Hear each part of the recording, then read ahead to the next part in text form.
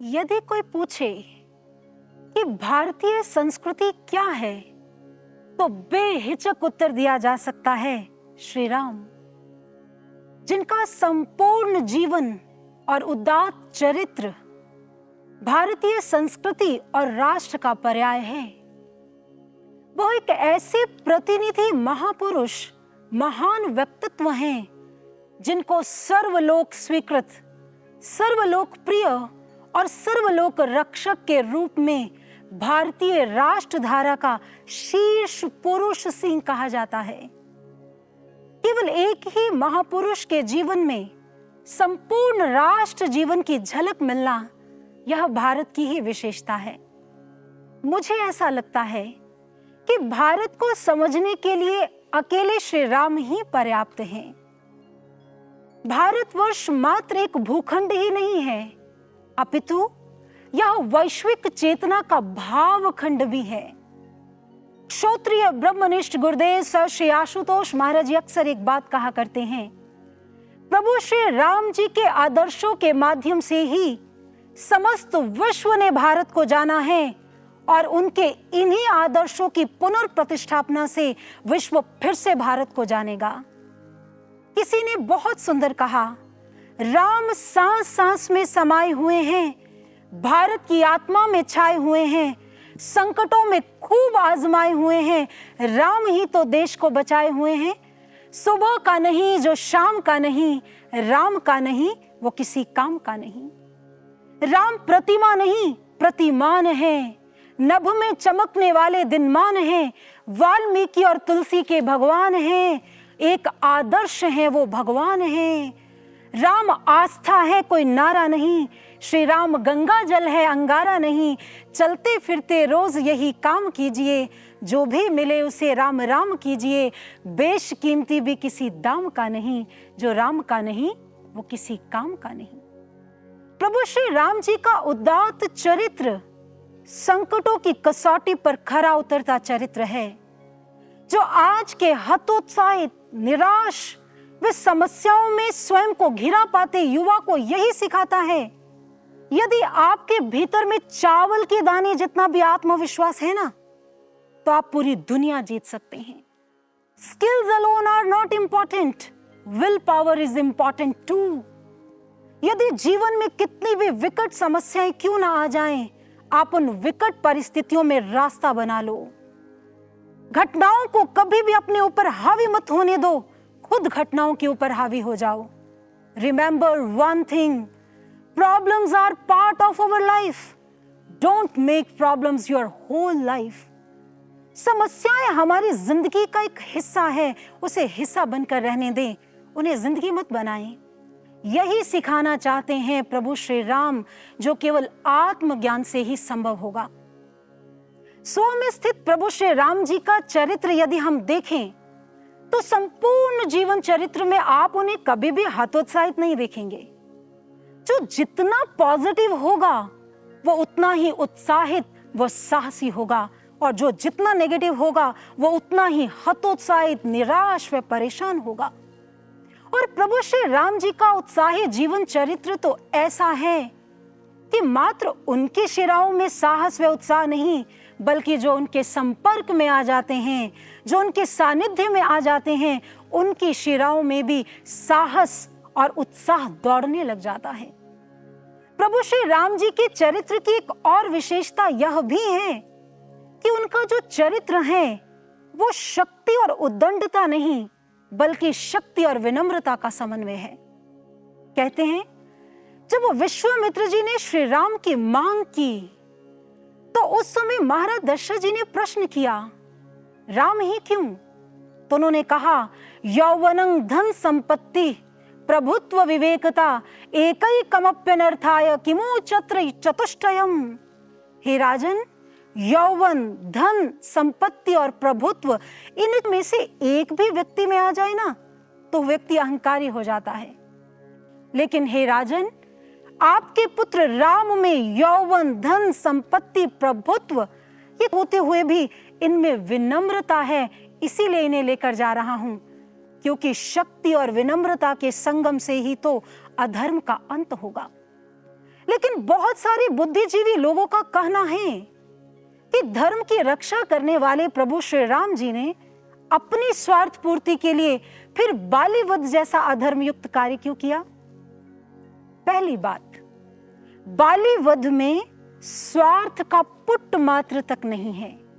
यदि ऐसा होता तो प्रभु श्री राम जी एक निरीह राज्य से निष्कासित सुग्रीव से नहीं, बल्कि कई माह तक अपनी बगल में रावण को दबाकर घूमने वाले और अपने वरदान की शक्ति से शत्रु की आदि शक्ति अर्जित कर लेने वाले वीर बाली से मित्रता करते।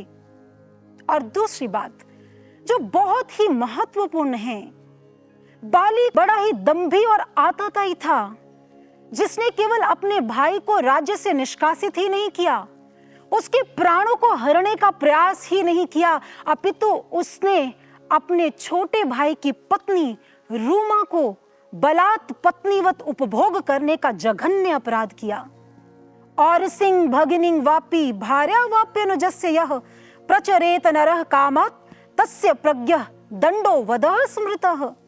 भगवान श्री राम कहते हैं, छोटे भाई की पत्नी, बहन, पुत्री और पुत्र की स्त्री, ये चारों एक समान होते हैं। जो इनको कुदृष्टि से देखता है और जो इनके साथ कामुकता का व्यवहार करता है, उनके लिए प्राण दंड ही उचित दंड है। और ऐसे अधर्मी को मारने से पाप नहीं लगता। अनुज बधू भगिनी सुत नारी सुनसठ कन्या समयचारी इनह ही कुदृष्टि बिलो के जोई ताही बधे कछु पाप ना होई।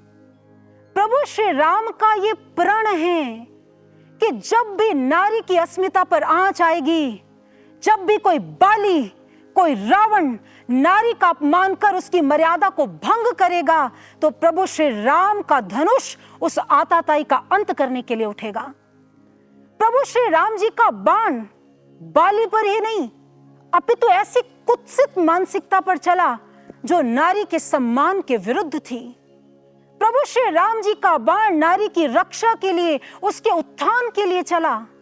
और यदि प्रभु श्री राम बाली को दंड नहीं देते तो सृजनदात्री नारी समाज के लोगों के लिए एक भोग की वस्तु बनकर रह जाती, समाज में जंगल राज ना आ जाए। इसलिए प्रभु श्री राम का जो कदम था वो नारी के सम्मान के लिए उठाया गया कदम था। और आज भारतीय संविधान की धारा 354 और 368 के तहत भी यह दंड न्याय संगत है। और हमारे शास्त्र कहते हैं, इक्ष्वाकुणाम इयं भूमि संशैलवन कानना। बाली का जो राज्य था वो उनके प्रशासनिक स्वामित्व के अंतर्गत आता था। और तत्कालीन इक्ष्वाकु राजा के प्रतिनिधि होने के नाते प्रभु श्री राम जी ने वृक्ष की ओट में छिपकर बाली को दंड भी दिया और उसको दिए हुए वरदान का मान भी रखा। ऐसे हैं मर्यादा पुरुषोत्तम श्री राम। जीवन में संतोष के धनी प्रभु श्री राम जी को राज्यों की, सत्ताओं की अभिलाषा नहीं थी। प्रभु श्री राम जी को राज्यों को प्राप्त करने के अनंत अवसर मिले, लेकिन वो अपनी स्वार्थ पूर्ति के लिए रुके नहीं, बल्कि उन्होंने अपना संपूर्ण जीवन राष्ट्र के लिए, धर्म के रक्षण में लगा दिया। आज समाज का, और मैं विशेषकर कहना चाहूंगी आज युवाओं का ये दायित्व, ये कर्तव्य बनता है कि प्रभु श्री राम के द्वारा रक्षित उस सत्य सनातन सिद्धांत को, प्रभु श्री राम जी के आदर्शों को मात्र शब्दों में जीवंत ना रखें, बल्कि आचरण में जीवंत रखें। शक्ति से, पद से, बल से, किसी प्रकार के अवसर से प्रभु श्री राम जी के सत्य सनातन आदर्शों को ना छोड़ें, बल्कि प्रभु श्री राम जी के आदर्शों को पूरी ऊर्जा और उत्साह के साथ अपने जीवन में अपनाएं। यही वास्तव में सच्चे भारतीय और सच्चे राम भक्त होने का प्रमाण है। आज जो भारत में राम नाम की लहर चल रही है ना, मेरा विश्वास है और दावा भी, यह मात्र भारत ही नहीं अपितु समस्त विश्व की कुरीतियों को जड़ से उखाड़ फेंकेगी। और एक बात है जो बड़ी महत्वपूर्ण है, इस प्रभु श्री राम जी के नाम की आंधी को तूफान में तब ही परिवर्तित किया जा सकता है, ये तब ही होगा जब हम प्रभु श्री राम जी को ही न माने बल्कि प्रभु श्री राम की भी माने। हम प्रभु श्री राम जी के बारे में ही ना जाने बल्कि प्रभु श्री राम को भी अपने भीतर में जाने, क्योंकि you can't kick darkness out of a place. Darkness is not existence by itself, darkness is just absence of light. आप अंधकार को लात मारकर नहीं निकाल सकते, क्योंकि अंधकार का अपना कोई अस्तित्व ही नहीं होता। प्रकाश का अभाव ही तो अंधकार है, और मानव के भीतर की अज्ञानता का कारण प्रभु श्री राम जी को तत्व स्वरूप से न जानना है। और जिस क्षण पूर्ण गुरु की कृपा से हम अपने भीतर में उस ईश्वर का दर्शन कर लेंगे, राम तत्व को जान लेंगे, हमारी अज्ञानता का समूल नाश हो जाएगा, हमारा जीवन परिवर्तित हो जाएगा, और तब हमारे भीतर और बाहर पूर्ण रूप से राम राज्य घटित होगा। प्रभु श्री राम जी को देखने के बाद ही राम राज्य साकार हो उठेगा। और इन अंतिम पंक्तियों के साथ मैं अपनी वाणी को विराम देना चाहूंगी। श्री राम कहानी नहीं, ज्वाल हैं। श्री राम कहानी नहीं, ज्वाल हैं। रगों में दौड़ता हुआ उबाल हैं। श्री राम भ्रांति नहीं, क्रांति हैं। सहज मिलने वाली दिव्य शांति हैं।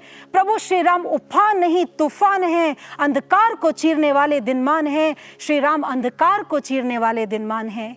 और अंत में एक जोरदार जय घोष लगाएंगे, बोलिए सियावर रामचंद्र भगवान की जय।